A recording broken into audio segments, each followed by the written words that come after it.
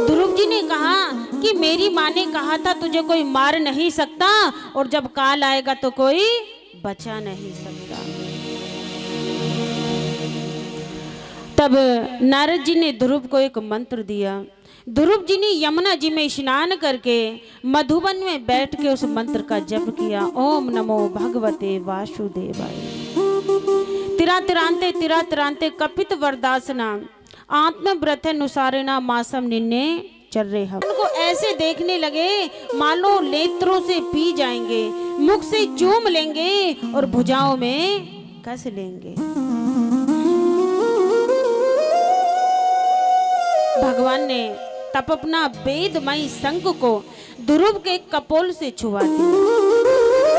तब ध्रुव जी ने 12 श्लोकों में भगवान की बड़ी ही दिव्य स्तुति की। भगवान ने कहा जाओ जाके राज्य करो, जब 36,000 वर्ष पूरे हो जाएं तब मेरे धाम को चले आना। ध्रुव जी तपस्या करके अपने घर वापस लौट आए। तो सबसे पहले अपनी मौसी को प्रणाम किया, चरण स्पर्श करे। मौसी, यदि आप ऐसी कटुक वचन नहीं बोलती तो आज मुझे भगवान के इतने नजदीक नहीं आता। फिर अपनी माँ को प्रणाम किया, फिर अपने पिता को प्रणाम किया। उत्तानपाद राजा ने ध्रुव को सारा राज्य सौंप दिया। ध्रुव ने प्रजापति शिशुमार की पुत्री ब्रह्मी के साथ विवाह किया। उससे कल्प और वत्सर 2 पुत्र उत्पन्न हुए। महाबली ध्रुव की दूसरी पत्नी वायुपुत्री इला थी। उससे एक पुत्र उत्कल का जन्म हुआ और एक कन्या रत्ना का भी जन्म हुआ। अब उत्तम का विवाह नहीं हुआ था। उत्तम शिकार खेलने वन में चला गया और वहां पे दक्षों से युद्ध हो गया और उस युद्ध में उत्तम मारा गया। जब उत्तम वापस नहीं आया तब सुरुचि अपने पुत्र को खोजने के लिए वन में चली गई। वन में आग लग जाने के कारण सुरुचि उसी आग में जल के मर गई। इसलिए कहते हैं कभी किसी का अधिकार नहीं छीनना चाहिए, क्योंकि भगवान के घर पे देर है लेकिन अंधेर नहीं है। इसके बाद में ध्रुव जी ने 36,000 वर्ष राज्य किया और राज्य करने के बाद अपने पुत्र उत्कल को राज्य सौंपकर तपस्या करने के लिए बद्री का आश्रम चले गए और समाधि में लीन हो गए। उसी समय आकाश से एक विमान उतरा। नंद सुनंद ने कहा, आयुष्मान, ये श्रेष्ठ विमान श्री हरि ने आपके लिए भेजा है। जैसे ही ध्रुव जी विमान में चढ़ने लगे तो सामने देखा काल मूर्तिमान होकर उनके सामने खड़ा है। मृत्यु हाथ जोड़ के कहने लगी, ध्रुव, जो भी मृत्यु लोगों को त्यागता है वो मेरा स्पर्श जरूर करता है। तब ध्रुव जी मृत्यु के सिर पे पैर रख के विमान पे चढ़ गए। मृत्यु पे भी विजय प्राप्त कर ली। जैसे वो विमान में बैठे तो उन्हें तुरंत अपनी माँ याद आई। आकाश से पुष्पों की वर्षा होने लगी। ध्रुव जी सोचने लगे, क्या मैं बेचारी माँ को छोड़कर अकेला ही बैकुंठ को जाऊंगा?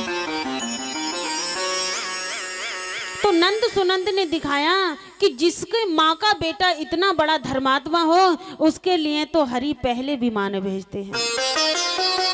आपकी माँ आगे दूसरे विमान में जा रही हैं।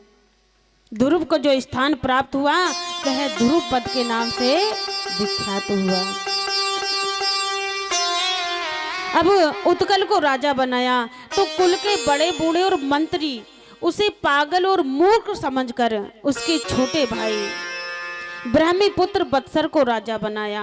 वत्सर के पुत्र हुए पुष्पारण, पुष्पारण के पुत्र हुए वयुष्ठ, वयुष्ठ के पुत्र हुए सर्वतेजा और सर्वतेजा के पुत्र हुए चक्षुमनु और चक्षुमनु के पुत्र हुए अंग और अंग का पुत्र हुआ वैन। वैन बड़ा ही अधर्मी था। एक दिन की बात है, राजा अंग अपने पुत्र के कुकर्मों से दुखी होकर रात्रि के समय घर छोड़ के वन में चले गए और एक गुफा में बैठ के तपस्या करने लगे। जब प्रातः काल सिंहासन खाली देखा तब सबने राजा को बहुत खोजा, परंतु जब नहीं मिला तब बैन को राजा बना दिया। बैन बड़ा अत्याचार करने लगा, साधु संत ब्राह्मण गौओं को पीड़ा देने लगा। ये सब देखकर ऋषियों को बड़ा क्रोध आया और ऋषियों ने अपने हुक्कारों से ही उसे मार दिया। अब जब राजा नहीं रहेगा राज्य में तो आए दिन चोरों का आना जाना शुरू हो गया, लूटपाट होने लगी।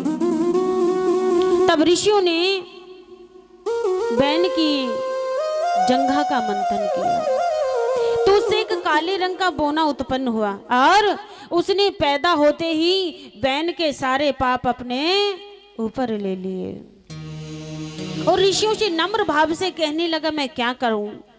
ऋषियों ने कहा, निषीद, इसी से वह निषाद कहलाए।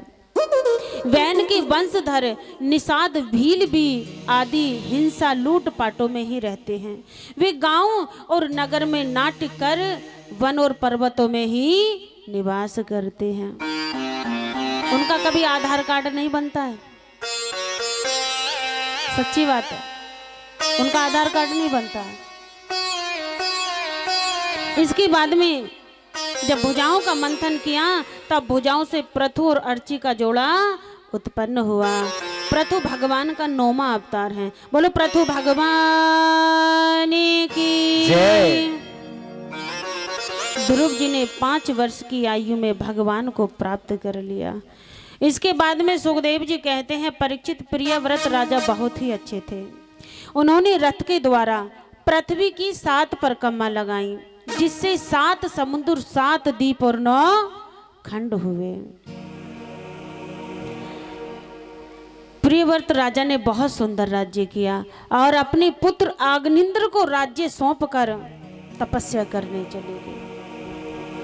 आग्निंद्र ने भी बहुत सुंदर राज्य किया और अपने पुत्र नाभिका को राज्य देकर वो भी तपस्या करने लगे। नाभिर पत्ते कामो या प्रजा या मेरु देव्या भगवन तम यज्ञ पुरुषम वहित आत्मा यज्ञता। राजा नाभि की पत्नी मेरु देवी के गर्भ से ऋषभदेव भगवान का अवतार हुआ। बोलो ऋषभदेव भगवान की जय। राजा नाभि अपने पुत्र ऋषभदेव भगवान को राज्य देकर बद्री का आश्रम में जाके अपनी पत्नी के साथ तपस्या करने लगे और कुछ ही समय में उन्होंने नारायण को प्राप्त कर लिया। ऋषभदेव भगवान का विवाह देवराज इंद्र की पुत्री जयंती के साथ हुआ। जयंती देवी के गर्भ से 100 पुत्र उत्पन्न हुए। आप लोग तो 1-1 2-2 में परेशान हो जाते हैं, क्या करेंगे बीवी, महंगाई का इतना जमाना। 100 पुत्र हुए। उनमें महायोगी जी भरत जी सबसे बड़े हुए। 9 योगेश्वर बने, 10 क्षत्रिय बने, 81 ब्राह्मण बने।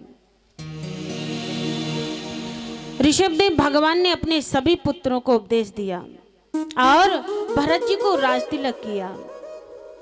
ऋषभदेव भगवान ने कहा, जो मृत्यु से ना बचा सके वह गुरु गुरु नहीं, वह माँ माँ नहीं, वह पिता पिता नहीं, वह इष्टदेव इष्टदेव नहीं, जो भक्ति का उपदेश देकर मृत्यु के फंदे से ना बचा सके। ऋषभदेव भगवान अपने सभी पुत्रों को उपदेश देकर अवधूत व्रति में तपस्या करने लगे। भरत जी का विवाह विश्वरूप की पुत्री पंचजनी के साथ हुआ। पंचजनी देवी के गर्भ से सुमति, सुदर्शन, आवरण, धूम्रकेतु, राष्ट्रीय व्रत, ये 5 पुत्र उत्पन्न हुए। भरत जी ने 1 करोड़ वर्ष राज्य किया। कितना किया? 1 करोड़ वर्ष राज्य किया। तो सोचो आयु कितनी होती होगी उसे। हाँ, 1 करोड़ वर्ष राज्य करने के बाद अपनी सारी संपत्ति को 5 पुत्रों में बांट दिया और बद्री का आश्रम में जाके तपस्या करने लगे। एक दिन की बात है, भरत जी नदी किनारे बैठ के भजन कर रहे थे। एक दिन की बात है, उधर से हिरणों का झुंड निकला। जब हिरण के शिशु ने देखा, अरे मैं कहाँ हूँ, ये तो मेरा परिवार है, तो हिरणों के झुंड के साथ मिलके चला गया। जब वो वापस लौट के नहीं आए तब भरत जी को बड़ी चिंता होती है। सबसे पूछते हैं, जब बच्चा नहीं मिला तब रोते रोते अपने प्राण त्याग दिए। अंत मति सो गति, अंत में जैसी मति होती है वैसी ही उसकी गति होती है। इसलिए मरते समय भगवान का चिंतन अवश्य करना चाहिए। अब मरते समय भगवान का नाम तो तब निकलेगा जब जिंदगी में भगवान का नाम हमने कभी लिया हो है। जिंदगी भर तो माया में उलझे रहे तो अंत समय भगवान का नाम कैसे निकल जाएगा। इसलिए माताओं, आप आधा घंटा जरूर निकालो अपने लिए। कहीं आपको जाने की आवश्यकता नहीं है। जरूरी नहीं है कि आप लोग तीर्थ में जाओ, आप लोग गृहस्थी हो, अपने गृहस्थ धर्म का पालन करो और थोड़ा सा समय अपने लिए भी निकालो, क्योंकि साथ कुछ भी नहीं जाएगा। और आजकल की महाराज संतान भी कैसी आप सब जानते हो। पहले माता पिता जैसे कि साथ विवाह कर देते थे, सब निभा लेते थे। और आज के बच्चे महाराज, जमाना बदल गया। आज की संतान से ये उम्मीद मत करना कि मरने के बाद हमारी मुक्ति करा देंगे, असंभव है। क्योंकि आजकल के जो बच्चे पढ़े लिखे हैं इन चीजों पर विश्वास नहीं करते। अब करते क्यों नहीं है? क्योंकि हमने उनके हाथ में आईफोन तो दिया पर कभी रामायण नहीं दी।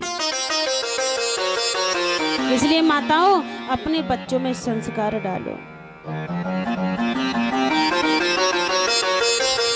कुछ समय के बाद में वह भी छूट गया। फिर भरत जी का अगला जन्म ब्राह्मण कुल में हुआ। बड़े हो गए, बोलने लायक हो गए, परंतु किसी से बोलते नहीं थे।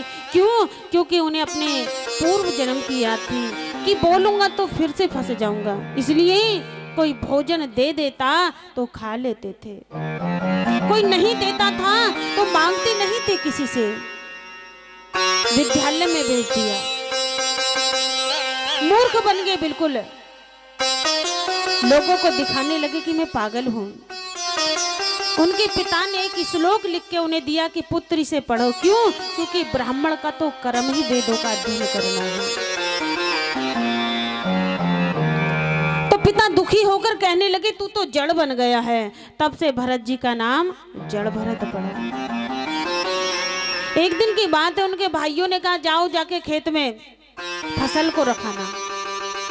अच्छा, कोई काम की कहता तो उल्टा सीधा करते। क्यों? क्योंकि सही काम करेंगे तो दूसरा बता देंगे और फिर मैं भगवान से वंचित रहूंगा, भक्ति नहीं कर पाऊंगा। पिछली बार तो मुझसे भूल हो गई, लेकिन इस बार इस सुनहरी अवसर को हाथ से नहीं जाने दूंगा। क्योंकि मनुष्य शरीर जो मिलता है 84 लाख योनियों में भटकने के बाद मिलता है। भगवान कृपा करते, दया करके उसे फिर से मनुष्य योनि में देते हैं, लेकिन मनुष्य फिर पाप कर्मों में लगा रहता है। फिर भगवान दया करते हैं। अब भरत जी खेत में फसल को रखाने की बजाय चिड़ियों को बुला बुला कर खिलाने लगे। विचार करने लगे, अरे राम की ही चिड़ियां हैं और राम का ही खेत है, हा? तो चिड़ियों को बुला बुला कर खिलाने लगे और कहने लगे राम जी की चिड़िया राम जी का खेत, आओ प्यारी चिड़िया भरी भरी पेट। राम जी की चिड़िया राम जी का खेत, चिड़िया भरी भरी पेट। राम जी की चिड़िया राम जी का खेत, राम जी की चिड़िया राम जी का खेत, राम जी की चिड़िया राम जी का खेत, राम जी की चिड़िया राम जी का खेत। आओ प्यारी चिड़िया भरी भरी पेट। राम जी की चिड़िया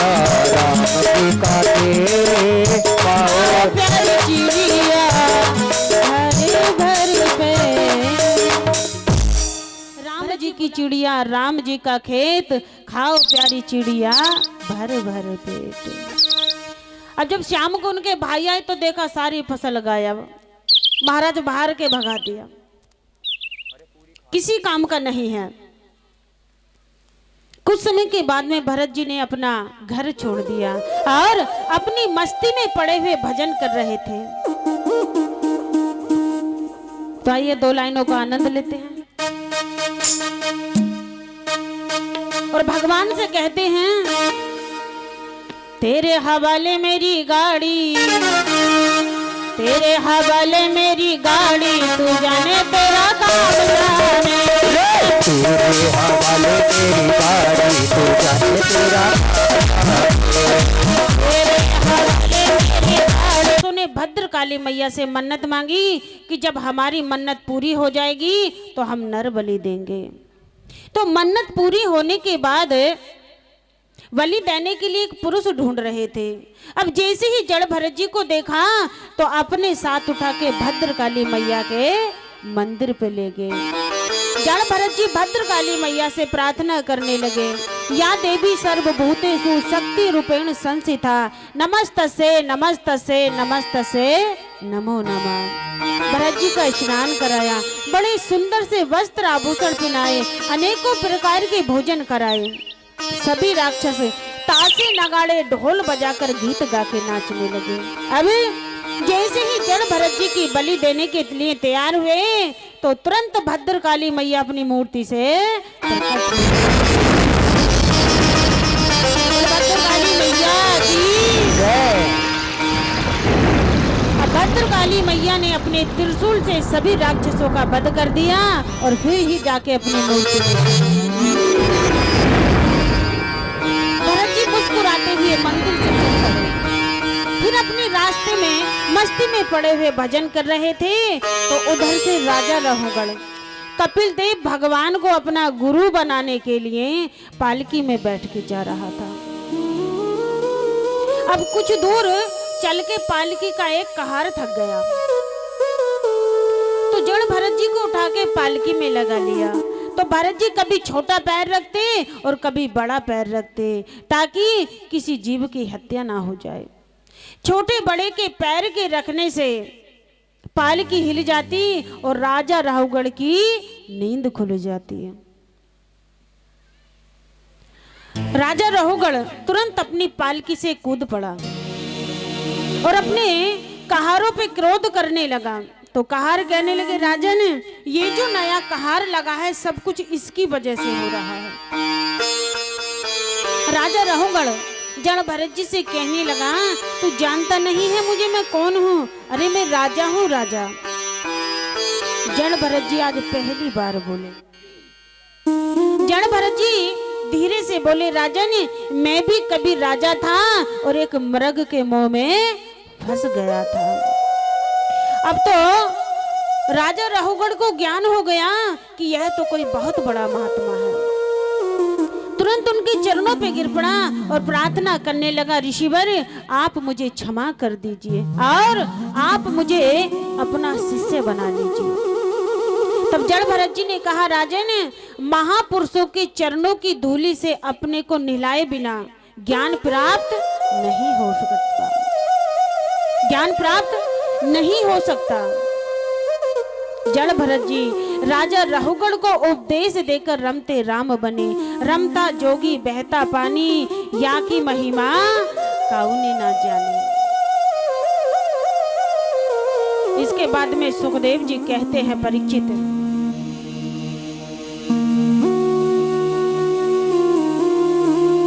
श्री राधे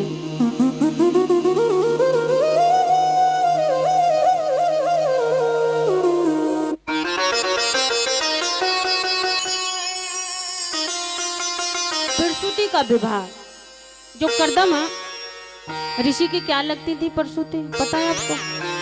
नहीं पता? अरे सारी लगती थी। चलो कोई बात नहीं, क्योंकि एकदम से किसी को भी ज्ञान नहीं होता। धीरे धीरे तो थोड़ा बहुत तो समझ में आता होगा आप लोगों को, थोड़ा थोड़ा तो आ रहा होगा। चलो अच्छी बात है। दक्ष के साथ उसका विवाह किया। दक्ष की 16 कन्या हुई, जिनमें से 13 कन्या धर्म को ब्याही गई। उनमें से मूर्ति नाम की कन्या से भगवान ने नर नारायण के रूप में चौथा अवतार लिया। बोलो नर नारायण भगवान की जय। जो आज भी बद्री विशाल में विराजमान है। दक्ष की एक बेटी सती भोले बाबा को ब्याही, जिसके कोई संतान नहीं हुई। क्यों? क्योंकि अपने पिता के द्वारा अपने पति का अपमान होने पर अपने शरीर को त्याग दिया। विदुर जी ने मैत्रेय मुनि से पूछा, प्रभु ऐसा क्यों हुआ? तब मैत्रेय जी कहते हैं कि ब्रह्मा जी ने दक्ष को प्रजापतियों का अधिपति बना दिया। अब उसके घमंड हो गया, मान हो गया। अब सभी देवताओं ने दक्ष के स्वागत में एक सभा का आयोजन किया। तो उस समारोह में बड़ी बड़ी हस्ती आई, यहाँ तक ब्रह्मा विष्णु महेश भी आए। जैसे दक्ष ने सभा में प्रवेश किया तो सबने खड़े होकर दक्ष का सम्मान किया। स्वागतम सुस्वागतम, सबने दक्ष को बधाई दी।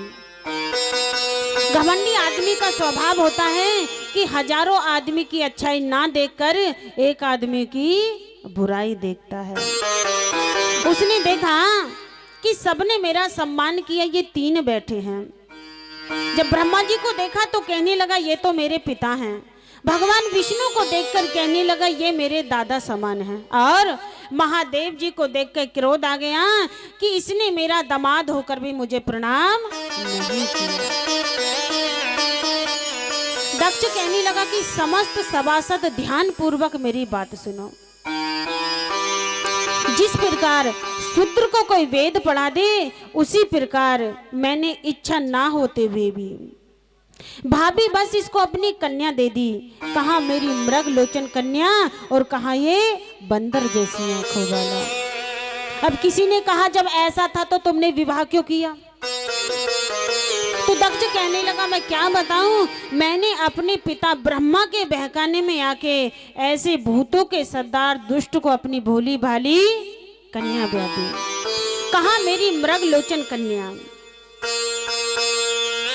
दक्ष ने हाथ में जल लेकर महादेव जी को श्राप दे दिया, आज से इसे यज्ञ का भाग ना मिले।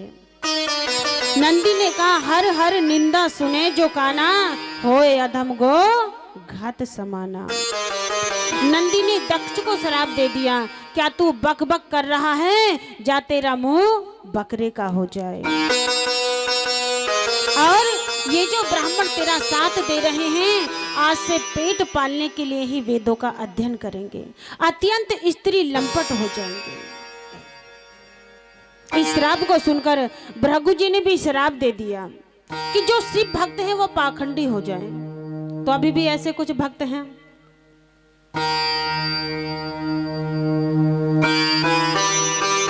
अब जब भोले बाबा ने देखा कि तो एक सभा समारोह थी और यहाँ पे तो श्राप समारोह बन गया, तो भोले बाबा अपने गणों के साथ कैलाश पर्वत पे चले गए। इस प्रकार ससुर दामाद में बैर रखते हुए बहुत समय बीत गया।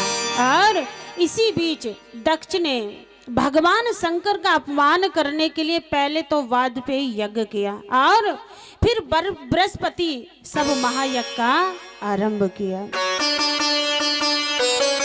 अब दक्ष ने उस यज्ञ में सभी देवी देवता और ऋषि मुनियों को निमंत्रण भेजा, परंतु भगवान शंकर को नहीं भेजा। अब सभी देवी देवता विमानों में बैठ के बड़े सद झद कर कैलाश पर्वत के ऊपर से जा रहे थे। सब जानते थे कि दक्ष ने भोले बाबा को निमंत्रण नहीं दिया, फिर भी कैलाश पर्वत के ऊपर से ले जा रहे थे। जब उनके मुख से सती ने अपने पिता के यहाँ यज्ञ की चर्चा सुनी तो भोले बाबा से कहने लगी, प्रभु मैं भी अपने पिता के यहाँ यज्ञ में जाऊंगी। भोले बाबा कहने लगे, देवी बिना निमंत्रण के नहीं जाना चाहिए क्योंकि वहां पर सम्मान नहीं होता। तो सती जी कहने लगी, प्रभु गुरु और पिता के यहाँ जाने के लिए निमंत्रण की जरूरत नहीं होती, गुरु और पिता का दरबार तो हमेशा खुला रहता है। भोले बाबा कहने लगे, देवी जब कोई उत्सव हो रहा हो तो बिना निमंत्रण के नहीं जाना चाहिए। सती जी नहीं मानी और हट करने लगे। भोले बाबा मौन हो गए, सोचने लगे सती को जाने ना जाने दोनों अवस्था में प्राण त्यागने की संभावना है, क्योंकि भोले बाबा ने सती को मन से तो त्याग ही दिया था। जब माता सीता का स्वरूप बनाया था तो भोले बाबा ने जब पूछा तो माता सती ने मना कर दिया, क्योंकि माता सती राम जी की परीक्षा लेने के लिए चली थी। तो भोले बाबा ने कहा तुमने मेरी माता सीता का ही रूप बनाया है तो मेरे लिए तो तुम सीता माता के ही समान हो। मन से त्याग दिया। भोले बाबा को याद हुआ सती जी अपने पिता के घर चल दी। शंकर भगवान ने अपनी सवारी नंदी और हजारों सेवकों को सती के पीछे भेज दिया। सती समस्त सेवकों के साथ दक्ष की यज्ञशाला में पहुंची तो उनकी माँ और बहनें तो बहुत प्रसन्न हुई, बाकी मजाक बनाने हंसी उड़ाने लगे कि बिना निमंत्रण के आई है। सती ने चारों तरफ देखा तो सबका भाग था, भगवान शंकर का नहीं था। अब सती पति का अपमान सहन नहीं कर पाई और अपने पिता दक्ष से कहने लगी आपके शरीर से उत्पन्न रखे इस देह को मुझे क्या करना, उससे होने वाले जन्म को भी धिक्कार है। लोग क्या कहेंगे, ये शिव द्रोही की पुत्री है। अरे जिसका एक बार नाम लेने से समस्त पाप जल के भस्म हो जाते हैं, ऐसे मेरे पति शिव का तुमने अपमान किया। सती ने संपूर्ण अपने अंगों में वायु अग्नि को धारण किया और अपने पति देव की चरणों का ध्यान करते हुए मैं दक्ष कन्या हूं इस अभिमान से मुक्त हो गई। जब शंकर भगवान के गणों ने देखा तो दक्ष को मारने के लिए दौड़े। तब भृगु ऋषि ने उन्हें देखकर अपहंतम रक्षा मंत्र की आहुति छोड़ी और हजारों देवता प्रकट हो गए। उन्होंने भगवान शंकर के गणों को मार के भगा दिया।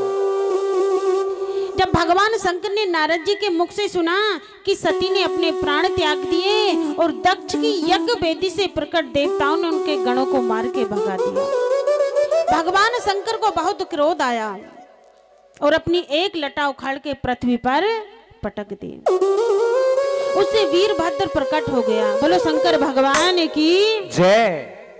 शंकर भगवान ने वीरभद्र से कहा वीरभद्र तुम मेरा ही स्वरूप हो, जाओ जाके दक्ष को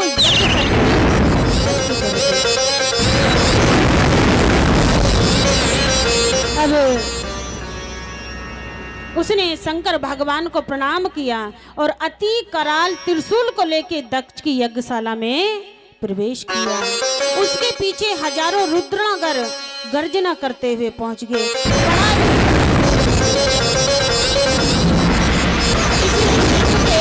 पात्र को भोग दिया, किसी ने अग्नि को बुझा दिया, किसी ने वीरभद्र ने से दक्षिण अग्नि में डाल दिया और जो बड़े बड़े खीर के भगोने रखे थे उसमें भगवान शंकर के जो गण थे वो कूद कूद के कहने लगे हर हर सब विध्वंस कर दिया। इसके बाद में वापस कैलाश चले गए। अब सभी देवता रोते रोते ब्रह्मा जी के पास गए। ब्रह्मा जी बोले क्या बात है। अब सब देवताओं ने अपनी अपनी कथा सुनाई। महाराज बड़े बड़े यज्ञ देखे जिंदगी में, पर ऐसा यज्ञ पहली बार देखा है। ब्रह्मा जी कहने लगे क्या हुआ कि हमारा आवाहन मंत्रों से किया तो हम भाग लेने चले गए, मिला जुला कुछ नहीं, हमारा ही भाग चला गया। ब्रह्मा जी कहने लगे बिन विचारे जो करे सो पाछे पछताए, यज्ञ में हमारा भी भाग था, हम तो नहीं गए। जहाँ शिव नहीं वहाँ हम नहीं। जब शिव नहीं थे तो हम क्यों जाते, और जब हम शिव नहीं थे तो नारायण भी नहीं थे। जब त्रिदेव नहीं थे तो तुम क्यों थे। तब देवताओं ने कान पकड़े, महाराज अब खाई सो खाई और आगे खाई सो राम दुहाई, परंतु आज तो हमको माफ कर दो। तब ब्रह्मा जी कहने लगे चलो भोले बाबा की शरण में चलते हैं। सब देवता भोले बाबा की शरण में आए और सबने प्रेम से भोले बाबा को मनाया। कर्पूर गौरम, लोग कहते हैं ना भोले बाबा काले हैं नीले हैं, कपूर के जैसे हैं गौर वर्ण के भोले बाबा। कर्पूर गौरम करुणावतारम संसार सार में भुजगेंद्र कर्पूर गौरम करुणावतारम संसार सार में भुजगेंद्र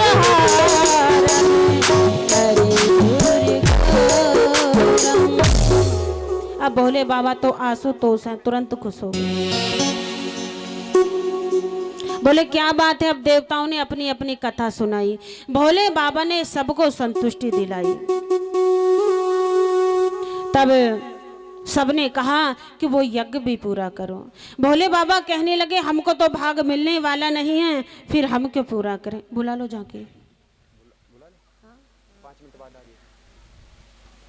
श्री राधे।